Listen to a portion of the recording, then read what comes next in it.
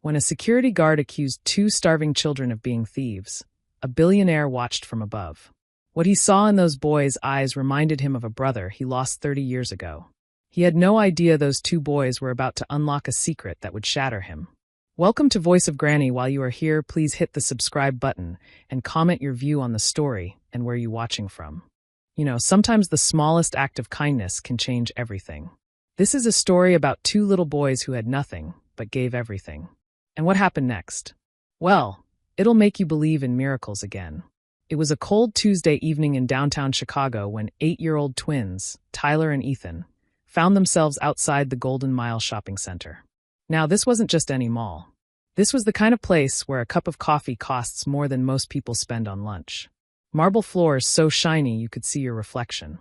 Designer stores with names most folks can't even pronounce. The kind of place that makes you feel small if you don't belong. And Tyler and Ethan? They definitely didn't belong. Their jackets were too thin for the Chicago winter, held together with safety pins and hope. Their sneakers had holes so big you could see their socks, mismatched socks at that. Their jeans were 2 sizes too small, hitting above their ankles. But their eyes?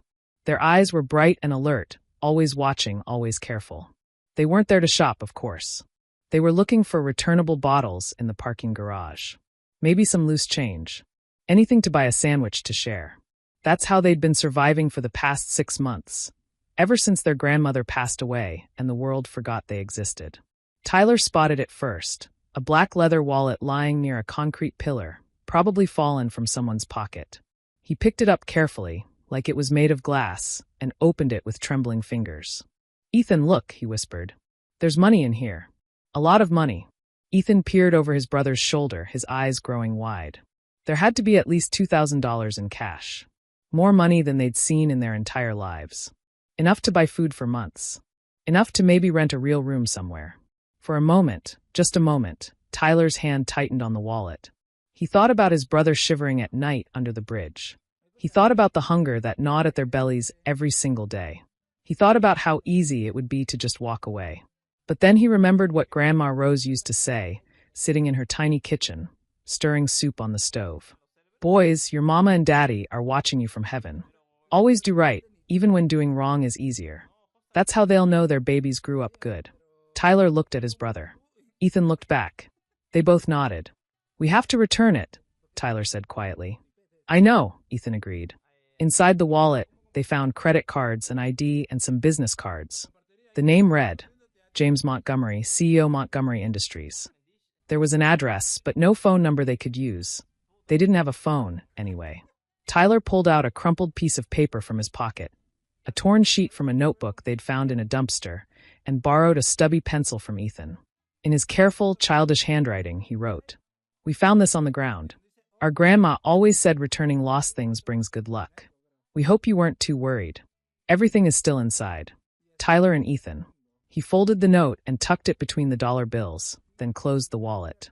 "Come on," Tyler said, taking his brother's hand. "Let's find security and turn it in." They walked toward the mall entrance, their hearts pounding. They weren't supposed to be there. Security always chased them away. But this was important. This was doing the right thing. As soon as they stepped through the glass doors, a security guard spotted them. His name tag said Ron, and his face immediately twisted with suspicion. "Hey, you two. Stop right there." Tyler and Ethan froze. The guard marched toward them, his hand on his radio, his flashlight pointing directly in their faces. "What are you kids doing in here? You know you're not allowed."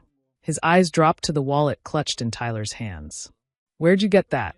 "We found it, sir," Tyler said quickly, holding it out. "In the parking garage. We wanted to return it. There's a man's name inside." "Oh, I'm sure you did," Ron laughed, but there was no humor in it. "Found it after you took all the cash out, right? That's how you kids operate." "No, sir, we didn't take anything," Ethan said, his voice shaking. "We promise.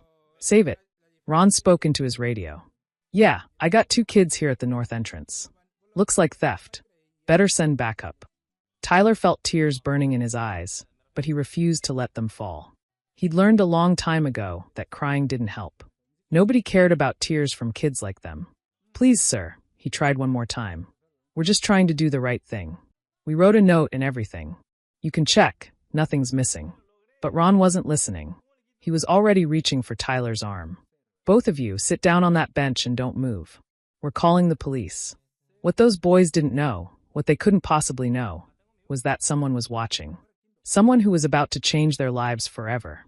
High above on the second floor, standing at the railing of his private jewelry store, 52-year-old James Montgomery had witnessed the entire scene. He'd come downstairs to lock up for the night when he'd noticed the commotion. And something about those two small boys, standing there with their worn-out clothes and proud faces, refusing to run even when accused of stealing. Something about that image grabbed his heart and wouldn't let go. "Wait," his voice echoed through the mall. "That wallet, it's mine." James Montgomery moved quickly down the escalator, his expensive Italian shoes clicking against the marble floor. Everyone in the mall knew who he was, the owner of half the stores in the building, one of the wealthiest men in Chicago. When James Montgomery spoke, people listened. Ron, the security guard, immediately changed his tune. His aggressive stance softened, and he actually smiled, a complete 180 from 30 seconds ago. "Mr. Montgomery." "Sir, I was just protecting your property. These kids obviously had stolen." "Obviously?" James interrupted, his voice cool. He turned to Tyler, who was still clutching the wallet like a lifeline. "May I?" Tyler handed it over carefully. James opened it, checking the contents. The credit cards were there. His ID was there. Every single dollar was still there. And folded between the bills, he found the note. He read it once, then twice, then a third time. His hands started to shake. In 52 years of life, surrounded by lawyers and business executives and people who would smile to his face and stab him in the back for a promotion, James had never, not once, experienced this kind of pure, simple honesty. Two children who had nothing had found everything and given it back. "Did you write this?" he asked softly, looking at Tyler. Tyler nodded, his voice barely a whisper. "Yes, sir. We didn't know your phone number, so we thought if we left a note, you'd know we didn't steal anything." Something cracked open in James's chest. Some wall he'd built over decades of learning that people couldn't be trusted, that everyone wanted something, that kindness always came with a price tag. These boys hadn't just returned his wallet. They'd returned something he'd lost a long time ago, faith in basic human goodness. "Where do you live?" James asked gently. The boys exchanged glances. Ethan spoke up, his voice small. "Under the bridge by the river, sir. Near Jackson Street." James felt like he'd been punched in the stomach. "Under a bridge? It's not so bad," Tyler said quickly, protective. "We keep each other warm. And we're safe there. Nobody bothers us." Ron cleared his throat uncomfortably. "Mr. Montgomery, if I may, these boys are regulars around here. They're always begging at restaurants, going through trash cans. Perhaps we should call social services." "Perhaps," James said, turning to Ron with a look that could freeze fire. "You should worry about your own job and stop making assumptions about children who just showed more character in 5 minutes than you've shown in your entire career." Ron's face went pale. James knelt down on the cold marble floor, not caring that his $3,000 suit touched the ground. He looked at both boys, really looked at them. Behind the dirt and the worn clothes, he saw something that reminded him of someone. Of himself a long time ago. "You boys taught me something important today," he said quietly. Tyler frowned, confused. "What did we teach you, sir?" "That real wealth has nothing to do with money." James smiled, and to his own surprise, he felt a tear roll down his cheek. "And that 2 8-year-old boys just reminded me what it means to be a good person." Are you crying?" Ethan asked, concerned. James laughed softly, wiping his eyes. "Yeah, buddy. I am. Sometimes grown-ups cry when something really good happens." He stood up, making a decision. "I have a proposition for you both. Have you had dinner yet?" Both boys shook their heads.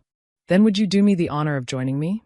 I have a huge house with a kitchen I barely know how to use, and I hate eating alone." Tyler's eyes narrowed suspiciously.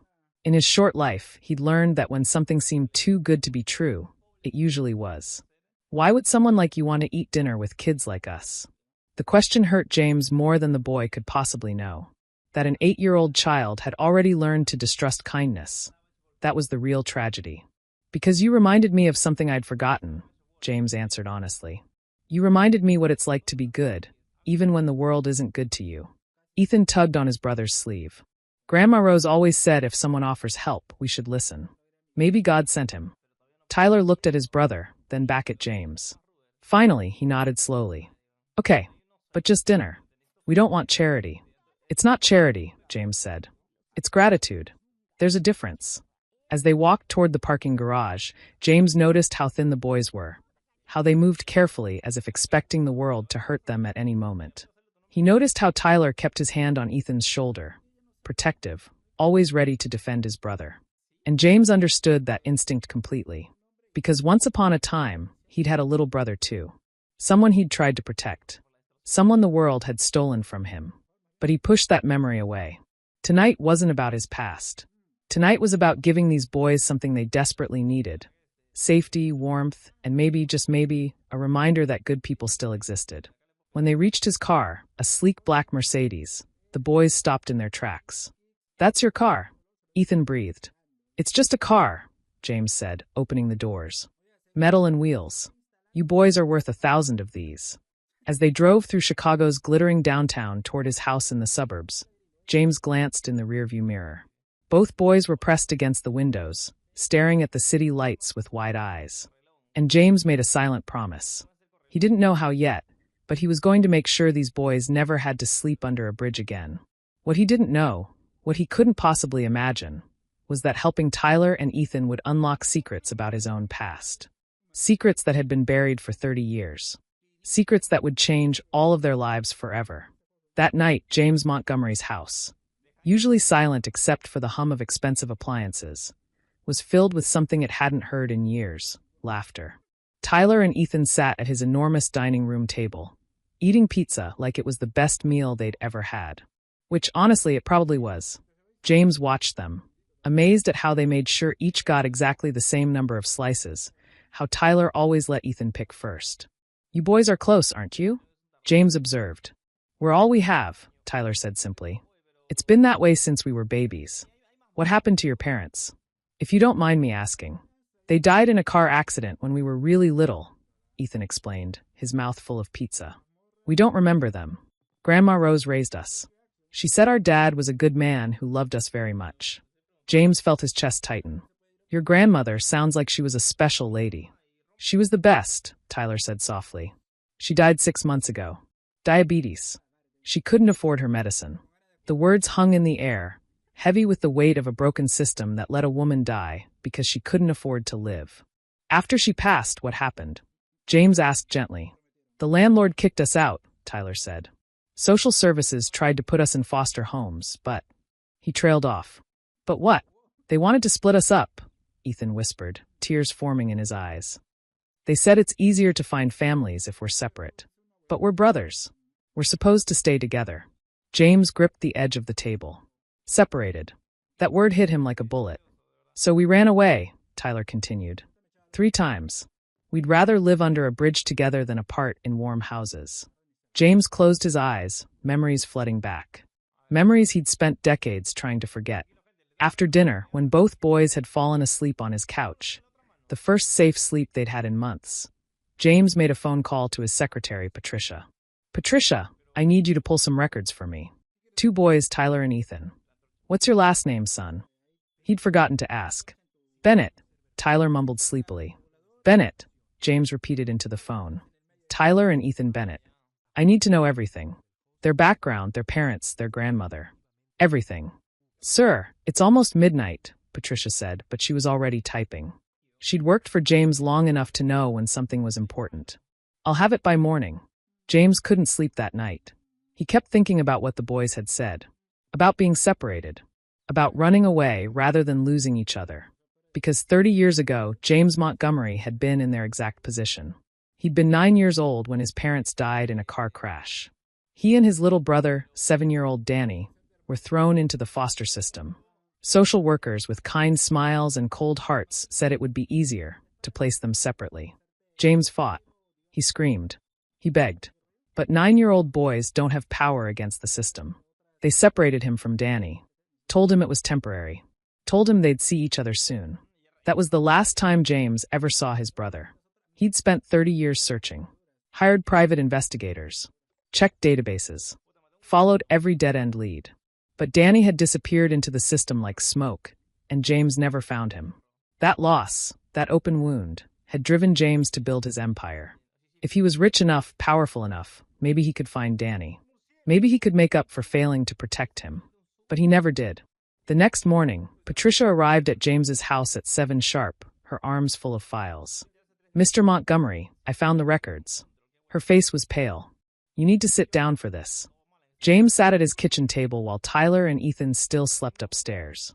"Tell me." Tyler and Ethan Bennett. Born 8 years ago. Mother, Sarah Bennett, died in a car accident with her husband when the boys were 6 months old. Raised by maternal grandmother, Rose Bennett, who passed away 6 months ago. "And the father?" James asked. Patricia hesitated. "Sir, the father's name was Daniel Montgomery." The world stopped spinning. "What?" James whispered. "Daniel Montgomery. It says here he went by Danny. He was 20 years old when he died. A college student." James grabbed the file with shaking hands. There, in black and white, was a birth certificate. Father, Daniel Danny Montgomery. His brother. His little brother who he'd been searching for 30 years. Danny had grown up. Had gone to college. Had fallen in love. Had 2 beautiful sons.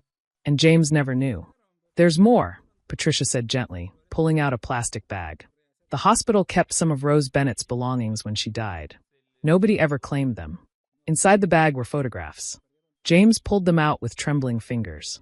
There was Danny, older, but unmistakably Danny, holding 2 tiny babies. He was smiling the biggest smile James had ever seen. Next to him was a beautiful young woman, Sarah, looking at her husband and sons with pure love.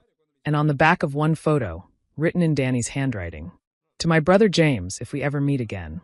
I never stopped looking for you. I want you to meet your nephews. Danny, Sarah, Tyler, and Ethan. We're family." James pressed the photo to his chest and wept. Deep, wrenching sobs that came from 30 years of loss. Danny had looked for him too. Danny had wanted to find him. Danny had considered him family, even after all those years apart. And now Danny was gone. But his sons, James's nephews, were sleeping upstairs. The universe had taken 30 years, but it had finally brought them back together. Tyler appeared in the doorway, rubbing his eyes. "Mr. Montgomery? Are you okay?" James looked up at the boy, at his nephew, and smiled through his tears. "Tyler, I need to tell you something. Something about your father." Tyler stood frozen in the doorway, Ethan peeking around his shoulder. Both boys looked scared, like they were bracing for more bad news. Their whole lives had been one piece of bad news after another. "Come here," James said gently, patting the chairs beside him. "Please sit down." The boys sat slowly, watching James carefully. Tyler reached for Ethan's hand under the table. "Your father's name was Danny, right?" James began. Tyler nodded. "Grandma Rose told us about him. She said he was kind and smart, and he loved us more than anything. But he died before we could remember him." James took a deep breath. "Tyler, Ethan. Danny was my little brother." Silence. Tyler blinked several times, like he was trying to translate words in a foreign language. "Your brother?" "Yes." James pulled out the photographs, laying them on the table. "When I was 9 and Danny was 7, our parents died. The system separated us. I spent 30 years looking for him, but I never found him. I didn't know he'd grown up, gone to college, met your mother, or had you 2 beautiful boys." Ethan picked up one of the photos with shaking hands. "This is our dad?" "That's your dad," James confirmed, his voice thick with emotion. "And those babies he's holding, that's you. So you're..." Tyler's eyes went wide. "You're our uncle? Like for real?" "For real," James smiled. "You're my nephews. You're my family." Ethan looked at his brother. "We have family. We have family," Tyler whispered, and then both boys burst into tears. The kind of crying that comes from finally being safe. James pulled them both into a hug, and they clung to him like drowning people grabbing a life preserver. "Does this mean we get to stay?" Ethan sobbed. "We don't have to go back to the bridge." "You're never going back to that bridge," James said firmly. "You're Montgomery's. This is your home now." For a moment, everything was perfect. For a moment, it felt like the universe had corrected a terrible mistake. Then the doorbell rang. James opened the door to find a stern-looking woman in her 50s holding a clipboard, flanked by 2 police officers. "Mr. Montgomery? I'm Linda Morrison from Child Protective Services. I'm here to collect Tyler and Ethan Bennett." James's blood ran cold. "Excuse me?" "The boys were reported missing from their assigned temporary housing. We need to take them back into custody immediately." "I'm their uncle," James said, blocking the doorway. "I can prove it." Linda Morrison gave him a look that said she'd heard every excuse before. Sir, you can't just take children without going through proper legal channels. This is kidnapping. Kidnapping? I'm protecting them. That's what they all say. Her voice was cold, bureaucratic. People like you think money can buy anything, even children. Now step aside, or these officers will arrest you. Tyler and Ethan appeared behind James, terror written all over their faces. Please, Tyler begged. He's telling the truth. He's our uncle. Boys, I know he seems nice, but you'll understand when you're older. We're not going, Ethan said, grabbing James's hand. You can't make us. Linda's face hardened. Actually, I can. And if you don't cooperate, I'll have you separated into different facilities for your own safety. That word, separated, ignited something in James. Rage, pure and white-hot. You will not separate them, he said, his voice deadly quiet. Give me 48 hours to get the legal documentation in order. Sir, the law is clear. 48 hours, James repeated. Or I will unleash every lawyer I have and bury your department in lawsuits that will make national news. Do we understand each other? Linda hesitated. Something in his eyes told her he wasn't bluffing. Fine. 48 hours. But if you don't have proper legal custody by then, I'm taking them, and you'll be charged. The moment the door closed, James was on the phone. Robert? It's James Montgomery. I need you here. Now. James, I'm in New York. I don't care if you're on Mars. This is an emergency. I need the best family lawyer in the country, and that's you. Robert Hayes, James's best friend from college and the most feared family lawyer in America, arrived 4 hours later on a private jet. He listened to the whole story, reviewing documents, taking notes. Then he looked at James with serious eyes. This is going to be a fight. The system doesn't like admitting it's wrong. I don't care what it takes, James said. I won't let them separate these boys. Not like they separated me and Danny. Robert nodded slowly. Then we fight. But James, you need to understand. We're not just fighting for custody. We're fighting an entire system designed to fail children like Tyler and Ethan. Then we change the system. Over the next 48 hours, James's house became a war room. Robert worked around the clock, filing emergency petitions, gathering evidence, calling in favors from judges. They got DNA tests done. 99.97% match. James was definitely Tyler and Ethan's uncle. They pulled medical records, showing the boy's father was Daniel Montgomery. They found Rose Bennett's death certificate and the eviction notice that threw 2 8-year-olds onto the street. They even found the hospital records from when Danny died, showing James listed as his next of kin, a brother he never got to say goodbye to. But most damning of all, Robert found internal documents from Child Protective Services. Look at this, Robert said, showing James's laptop. Morrison has separated 47 pairs of siblings in the last 5 years. 47. Against psychological recommendations. She's been doing this systematically. Why? Because it's easier. Easier to place one child than 2. Easier to hit quotas. Easier to close files and move on. Robert's face was grim. She doesn't see children. She sees numbers on a spreadsheet. James looked at Tyler and Ethan, who were playing cards at the kitchen table, finally acting like normal kids. We're ending this, he said. Not just for them. For every child she's hurt. When the 48 hours were up, Linda Morrison returned. But she wasn't prepared for what was waiting for her. Linda Morrison arrived at James Montgomery's house exactly on schedule, that same cold confidence radiating from her like ice. She brought backup this time. 2 police officers, 2 city attorneys, and an entire social services team. She knocked on the door like she was serving a warrant. Mr. Montgomery, your time is up. Hand over the children. James opened the door calmly. He was wearing jeans and a casual sweater. He wanted Linda to see him as a father figure, not a businessman. Good morning, Ms. Morrison. Please come in. She frowned, suspicious. This wasn't the reaction she expected. We're not here for pleasantries. No, said a voice behind James. You're here for a reckoning. Robert Hayes stepped into view, carrying a briefcase that might as well have been a weapon. His reputation preceded him. Linda actually took a step back. You're Robert Hayes, she said. I am. And you're Linda Morrison, the woman who's been systematically traumatizing children for 5 years. He opened his briefcase with a crisp snap. Let's talk about that, shall we? I don't know what you're.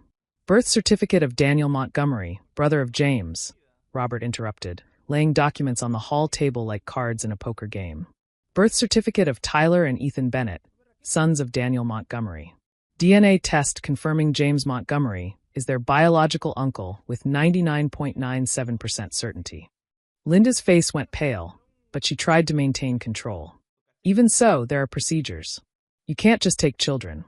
Internal Memorandum Number 247 from your department, Robert continued, pulling out another document. Quote, twin siblings present placement difficulties. Separation is recommended to facilitate adoption process. Tell me, Ms. Morrison, how many siblings have you separated? That's confidential. 47 pairs of siblings in 5 years, Robert stated. I got that through the Freedom of Information Act. 47 families torn apart for bureaucratic convenience. Success rate of subsequent adoptions? 12%.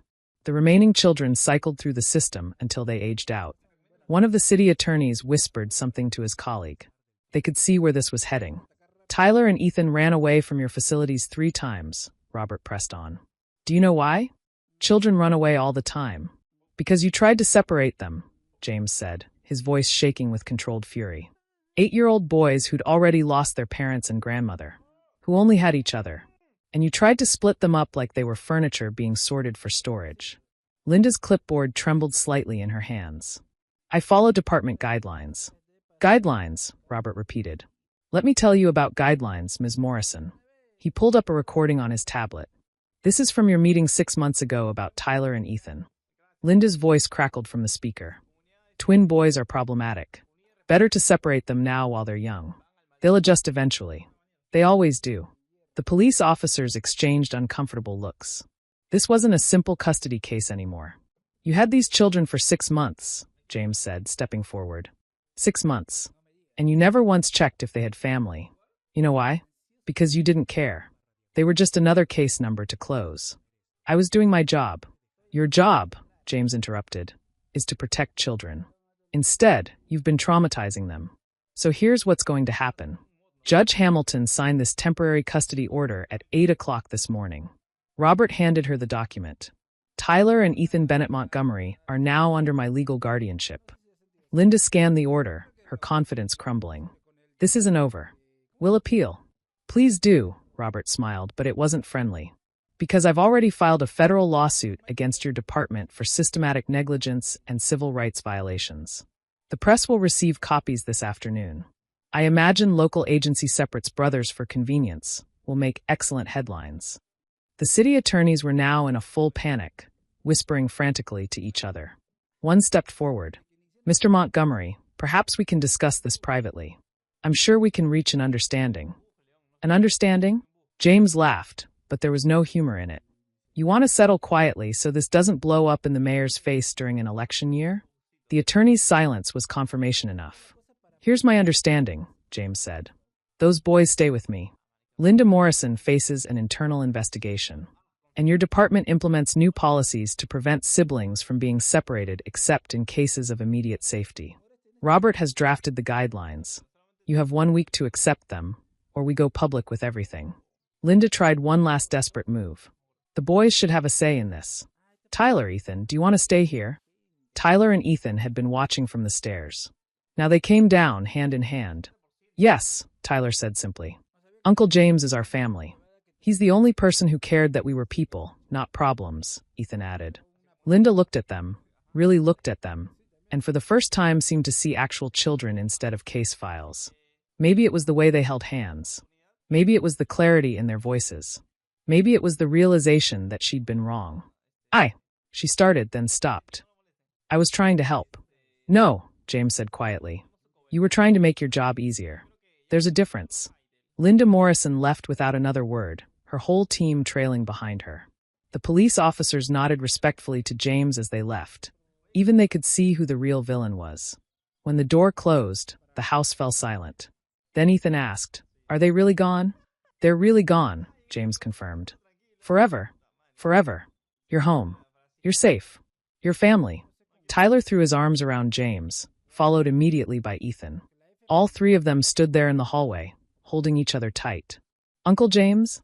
Tyler whispered. Yeah, buddy. Do you think our dad is happy? Wherever he is. James looked up at the ceiling, imagining Danny somewhere out there, watching. I think your dad is thrilled. He loved you boys more than anything. And I think he's relieved that we finally found each other. Grandma Rose used to say that God works in mysterious ways, Ethan said. Maybe she was right. Maybe she was, James agreed. 6 months later, the house that was once silent now rang with life. Tyler and Ethan's artwork covered the refrigerator.